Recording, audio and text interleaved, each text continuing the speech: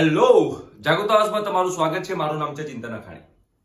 હવે આજનો આ વિડીયો જે છે એ GTU માં આ વખતે પેપર સ્ટાઇલ બદલાઈ છે.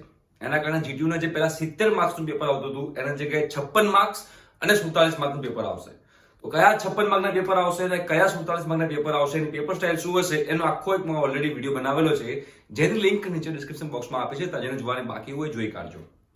હવે પહેલા જ્યારે 70 માર્કનું પેપર આવતું હતું કોરોનાની પહેલા, ત્યારે એ GTU માં પાસિંગ માર્ક હતા 23, બરોબર છે. પણ હવે 56 માર્કનું પેપર થઈ ગયું છે અને 47 માર્કનું પેપર થઈ ગયું છે. તો હવે આમાં પાસિંગ માર્ક કેટલા હશે? આ ક્વેશ્ચન ઘણા બધા સ્ટુડન્ટ્સના મગજમાં હોય છે, બરોબર, કે પેલા 70 માર્કથી 23 હતા, તો હવે આમાં તો ઓછા થવાના છે. તો 35% ગણવાનું તમારે. શું ગણવાનું? 35%. તો 56 ના 35% 19.6 થાય છે. પણ આપણે રાઉન્ડ અબાઉટ 20 માર્ક્સ, એટલે કે 56 માર્કનું પેપર જે હશે એ 56 માર્કના પેપરમાં તમારા પાસિંગ માર્ક કેટલા હશે? 20 માર્ક્સ તમારા આવશે તો તમે એમાં પાસ ગણાશો. અને જે પેપર 47 માર્ક્સનું હશે એ 47 માર્ક્સના પેપરમાં તમારા પાસિંગ માર્ક્સ હશે 17.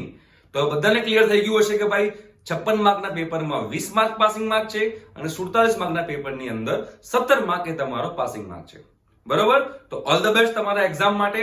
અને જો તમને GTU માં તૈયારી કરવામાં કઈ તકલીફ પડતી હોય તો એમાં ઘણા બધા વિડીયોઝ પણ બનાવેલા છે, જે બધાની લિંક નીચે ડિસ્ક્રિપ્શન બોક્સમાં આપી છે. તમે જોજો, તમને જરૂરથી હેલ્પ થશે. ઠીક છે. બીજી કોઈ માહિતી મળશે તો એ પણ અમે તમારા સુધી પહોંચતી કરશું. ત્યાં સુધી બાય.